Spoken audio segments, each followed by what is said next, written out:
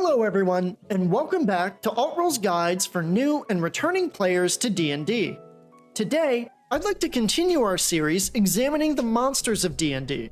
If you're new to this series, I'm going to dive into the brief history of the creature, how that history was adapted into 5th edition D&D, and most importantly, how this lore can help game masters make their combat encounters better. So, whether you're here for the cool lore breakdown, or here to make your players nervous when they roll initiative, I'm hoping to give you a lot more to chew on when it comes to the monsters we face in D&D. For our second episode, I'm going to take a look at a burly monster who's as iconic as they are dangerous, the Orc. Orcs as we know them began with J.R.R. Tolkien in 1937 with the writing of The Hobbit. The word orc was originally associated with hells and devils in Anglo-Saxon, and Tolkien adopted the term for the creatures in his book due to phonetic suitability. Since The Hobbit, Tolkien's use of the word orc to describe a race of evil, humanoid creatures has become commonplace in media, with the fantastical villains popping up in other fantasy media such as Magic the Gathering, Warcraft, Warhammer, and Dungeons & Dragons. In D&D, the Orc has a long and storied history as one of the first monsters introduced in the first D&D white box set in 1974. When the first edition monster manual came out, Orcs were described as fiercely competitive bullies who live underground in tribes. Over the years and various editions of D&D, the Orc remained a constant presence in the monster manuals, getting more lore, variants like the Orog, and even becoming a playable race in 1995. In 5th edition D&D, an individual orc is stocky, with prominent lower canines that stick out of their jaws like tusks. Racially, orcs are somewhat versatile, able to mix with other races to create half-breeds such as half-orcs and half-ogres, but also variant orcs like Orogs, which are more powerful and intelligent than the everyday orc. That doesn't mean you should underestimate the everyday orc though, as they are still very strong, durable, and surprisingly fast. When gathered into raiding parties, orcs and their offspring will spread like a plague across the land, burning and slaughtering wherever they go. Orc tribes will typically settle into ancient ruins, cavern complexes, or the remains of the villages they plunder. They will build some rudimentary defenses and decorate their camps with the severed body parts of their victims, but will make no effort to develop any further than that. Once their bloodlust is satisfied and the area is sufficiently plundered, the tribe will send out scouts to look for new hunting grounds. These scouts will return with trophies and news of the area's potential targets, and the richest of all the targets will be chosen as the tribe's next victim. However, it is not unheard of that some orcs might stay in the same stronghold for years or even decades, but such instances are rare. In terms of their society, orc tribes are male-dominated, with visceral names such as Many Arrows and Elf Ripper. Orcs value strength and power above all else, and so long as every member of the tribe is strong, they are valued. Uniquely strong or cunning orcs may be able to unite their tribe as war chief, bringing together several tribes into a rampaging horde that can overrun large humanoid settlements with ease.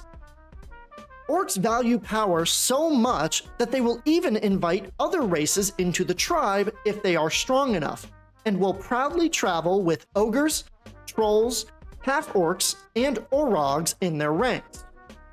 When not united by a war chief, orcs can also be found in the service of giants, working as guards or soldiers for some big bad evil guy. Orc society also has a religion, kind of. Orcs worship Gruumsh, the creator of their race and orc god of destruction. In ancient days, when the gods gathered to divide the world among their followers, Gruumsh found that all the places he wanted had already been claimed by other races.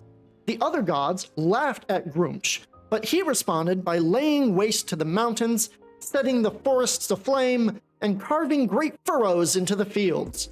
Such was the role of the Orcs, he proclaimed, to take and destroy all that the other races would deny them. To this day, the Orcs wage an endless war on humans, elves, dwarves, and other folk. Of all the races they hate, the Orcs hold a particular hatred for elves. The elven god Corellin Larethian half-blinded Grumsh with an arrow to the Orc god's eye, but Grumsh turned this injury into a gift for his people. If the Orc plucks out one of its eyes, Grumsh might grant the Orc spellcasting and special favor, along with the right to call itself an Eye of Grumsh. These Orc Eyes of Grumsh act as their tribe's shaman and as an advisor to the tribe's war chief. So according to the lore, Orcs in D&D are nomadic raiders who attack other humanoids indiscriminately, burning and pillaging their lands to sate their bloodlust, but do have a somewhat developed society and cultural understanding, valuing strength and power above all else. Now that we've examined how Orc lore has been woven into D&D, let's pivot over to their mechanics by looking at their stat block. This is what the Orc stat block looks like. Maybe a little bare bones in terms of options, but still very deadly. Starting at the top, we have the Orc's size, creature type, and alignment. Size in 5th edition defines the space a creature takes up in combat, with a medium creature taking up a 5 foot by 5 foot square or hex on a battle map. Using the 3.5 edition Dungeon Master's Guide, shown here, the Orc can be from 4 to 8 feet tall and weighs anywhere between 60 and 500 pounds. Typically though, Orcs are described as being bigger than regular humans, so it's safe to assume they're closer to the upper limits of these ranges. Their creature type is humanoid, with Orc in parentheses. The Orc race contains various types of regular Orcs, as well as Orogs, which are a smarter subrace of Orc that tend to live underground. Finally, alignment broadly describes a creature's general outlook on the world and combines their moral beliefs with their attitudes towards society and order. The alignment of the Orc is chaotic evil, meaning they act with arbitrary violence spurred by their greed, hatred, or bloodlust.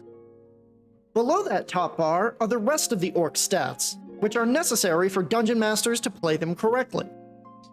The Orc wears hide armor, which, along with their dexterity bonus, grants them an armor class of 13. They have 2d8 plus 6 hit points, or 15 on average, and a movement speed of 30 feet. Looking at the rest of the Orc stats, we can see that they have 16 strength, 12 dexterity, 16 constitution, 7 intelligence, 11 wisdom, and 10 charisma. With 10 being average for an ability score, this means that Orcs have a high strength and constitution, average dexterity, charisma, and wisdom, and low intelligence. For their skills and proficiencies, Orcs get a +2 to intimidation, have 60 feet of dark vision, have a passive perception of 10, speak common and Orc languages, have a proficiency bonus of +2, have a challenge rating of 1/2, and award 100 experience points when killed. In terms of abilities, the Orc gets one unique bonus action ability, Aggressive. As a bonus action, the Orc can move up to its speed towards a hostile creature that it can see. As for offensive actions, the Orc is typically seen with a great axe and some javelins. The great axe has a +5 to hit, a range of 5 feet, and deals 1d12 plus 3 slashing damage per hit.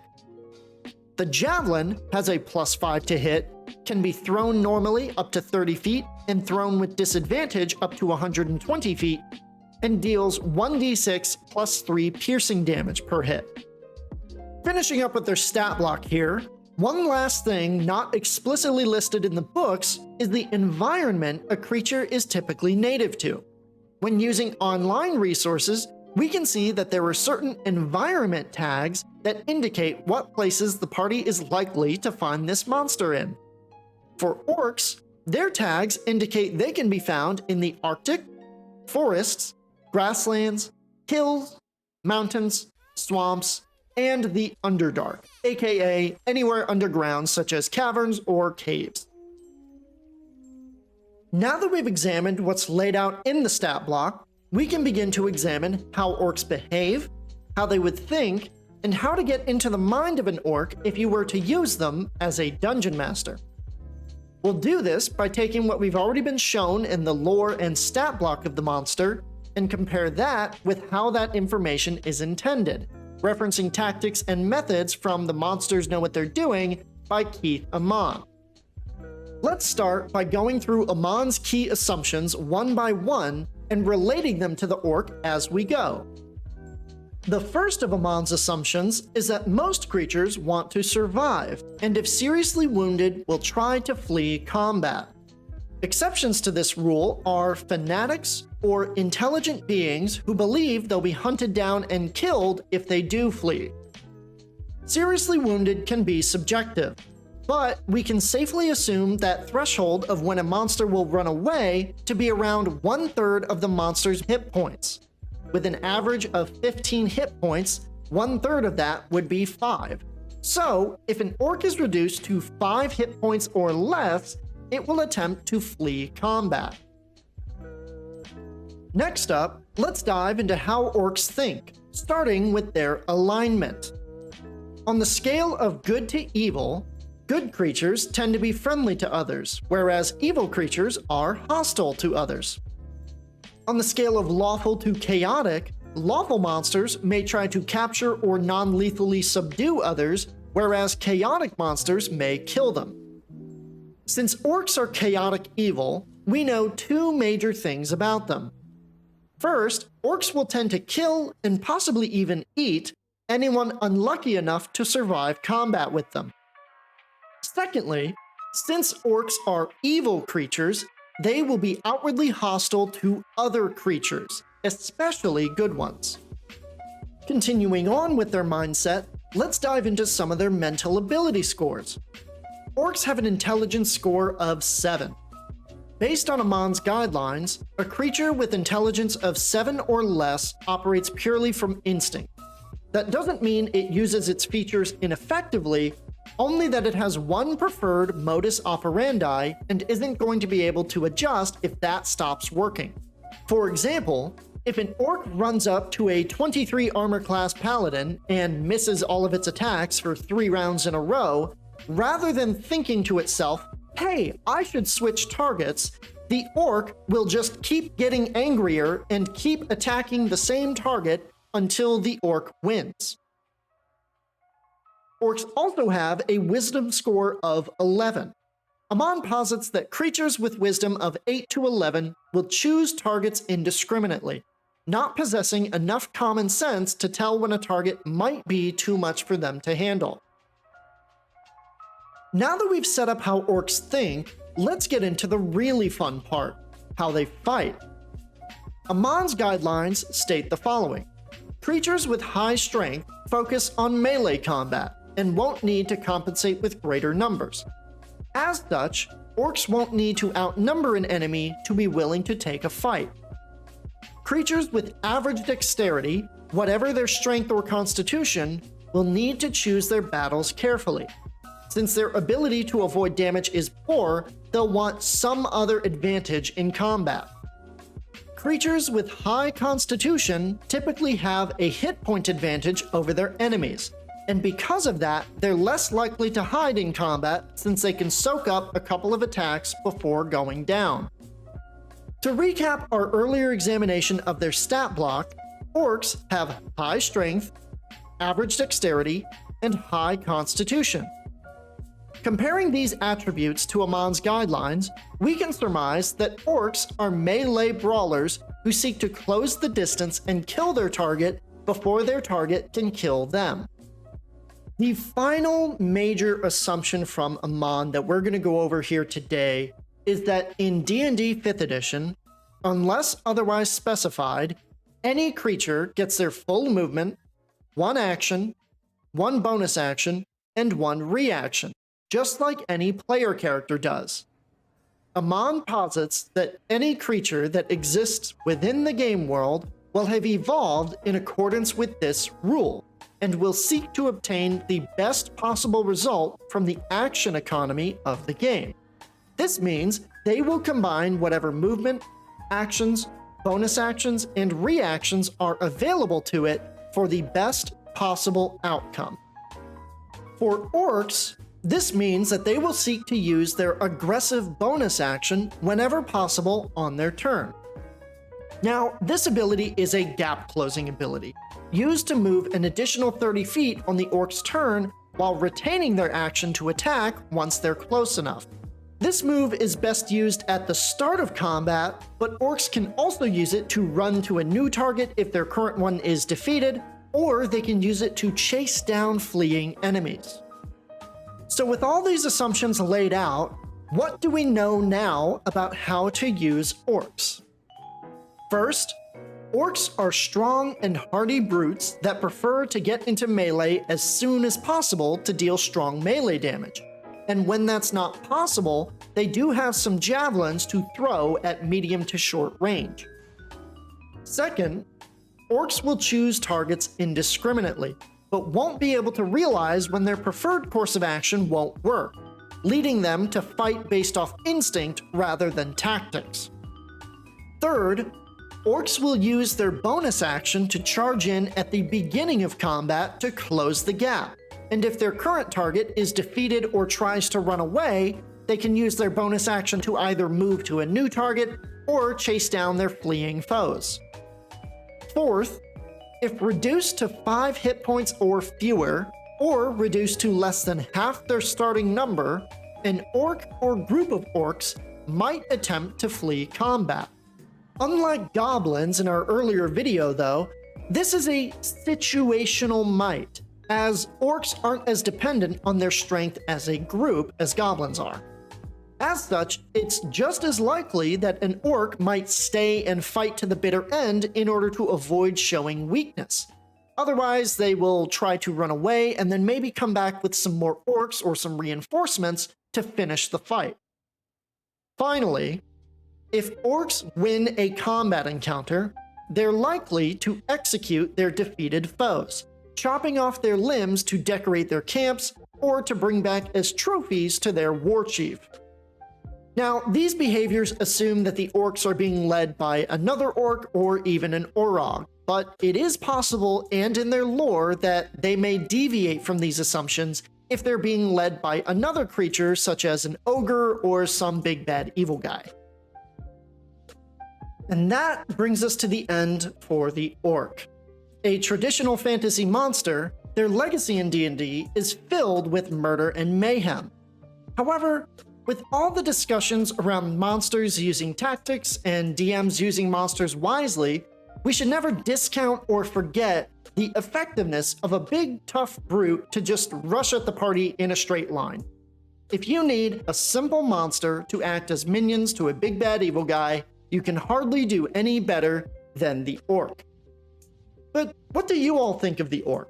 If you'd like to chat about it with us, you can do so over on the Alt-Roll Discord, which is linked in the description below.